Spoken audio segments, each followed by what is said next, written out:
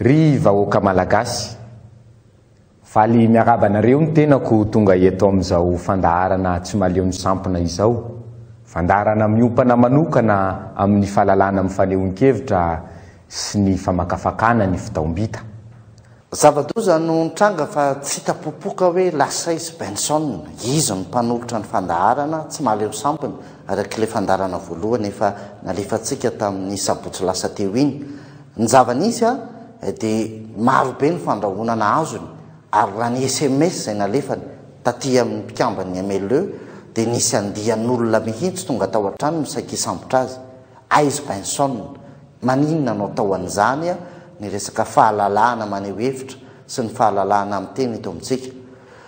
Iza ny manana tombontsoa amin'izao zava-misy zao dia te hilaza ihany izahay hoe mety vokatr'ilay fijerevantsika rehetra n'ilay vidéo voalohany, ilay fandarana voalohany izay miisatra any amin'ny 50 000 vues ilay fandarana tsy maleo sampona voalohany ary tsy latsaky ny eninjato ny olona mifampizara tamin'iny tao anatin'ny tambazotra internet tamin'ny Facebook. Isaorantsika rehetra satria mahaliana ny tsy maleo sampona raha izany. Fa ny anankiray tiana resahana dia hoe tena resy ary tsy mbola nahavita score tahaka zany mihitsy nireny nyty fandaharany ity ny fitombita zay atolotry ny filohan'ny repoblika ary inona fa mbola hitoy foana ny fandaharana na dia eo ary zay sakatsakana maro samihafa natao amin'ity fandaharana tsy maleo sampony ity. Eo amin'izay tsy fanajana ny zon'olombelona sy ny fahalalahana maneho hevitra izay indrindra. Hitantsika ny vaovao tamin'iny faraparan'ny herinandro iny fa tany ny tena ny antefany ny maso ny mpanara-baovao rehetrarehetra ny zava-nisy teny mahamasina sy ny tsy fahafahan'ny MLE nanao ny hetsika ho hetsika ho fankalazana fanamarihana ny faheritaona izay nandanina sy nampiarana n'ilay lalàna izay mamono ny fahalalahana maneho hevitra. Ny zavatra nahagaga ihany koa dia hoe ny filohan'ny repoblika raha ny fandaharam-potoanany dia tokony tamin'ny zoma ny resaka momba ny fahalalahana maneho hevitra io.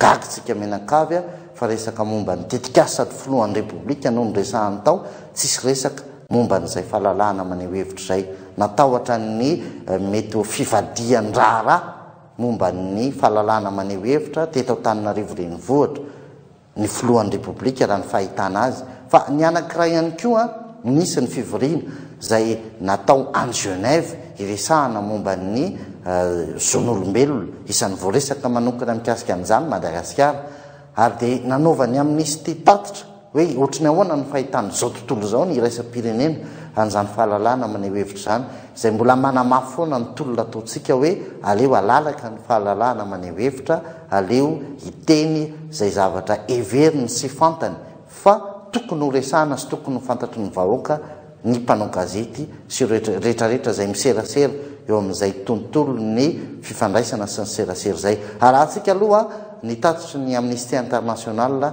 votoatiny izany tatitra izany. Mazava ny vokatry ny tatitra tokony hajan'ny fanjakana amin'ny fanenjehana amin'ny fitsarana adelika ireo olona mpampiasa amin'ny mpilaminana ny zon'olombelona ary tsy ampiasaina amin'ny fitsimponana ny mpanao gazety sy ny mpiaro ny zon'olombelona amin'ny fitsarana.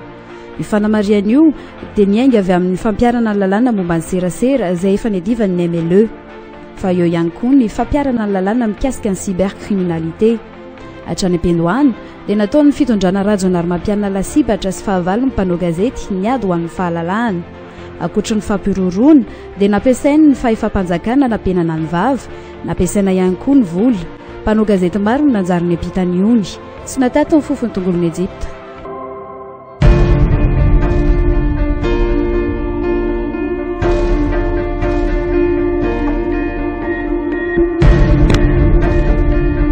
Tsy ampony tatitry ny Amnesty International ny fampiarana fanjakana tandalana. Maro ireo olona amboniny tsy azo kitikitihana noho ny fifandraisana manokana mitondra ny firenena amin'izao fotoana. Tsy maty manota ny betsaka. Mangony fotsiny ny Amnesty International no misary vokatry ny fahantrana meo papana misy ankehitriny. Tena hoe mihemotra any amin'ny toerana tsy tokony hisy azy ny toeran'ny Madagasikara ary ataon'ny iraisam-pirenena resaka tahaka ireny ny firenentsika amin'ny tsy fanajana ny zon'olombelona, tsy fanajana ny fahalalahana maneho hevitra sy ny fahalalan'ny asa fanaovana gazety. ny raharatany tsakabavy zay ny MLE ihany koa tao anatin'ny grand dossier no isan'ny napafantatra azy ho fantatry ny besiny maro fantatry zao tontolo zao dia mbola tsy misy toyany mazava hoe inona ny farany teneny Amnesty International. Zay ny mbola mahatonga atsika hoe tsy maintsy tohizana ny tolona ary tsy maintsy hotratrarina ny tanjona dia ny fahalalana maneho hevitra amin'ny heriny takan'izao inona fa tsy maintsy isy fanovana araky ny tokony ho izy ny fandaharantsika amin'ny fanatsarana zay tsy maintsy tokony atao. Misaotra antsika rehetra nanaraka ny fandaharana na tamin'ny televiziona indrindra sika amin'ny tambazotra tserasera ny internet isan-karazany manome fotoananao ny tsy maleo sampony amin'ny heriny takan'izao hitondra ny valikafatra ataon'ny filohan'ny repoblika. Makasitraka tompoko.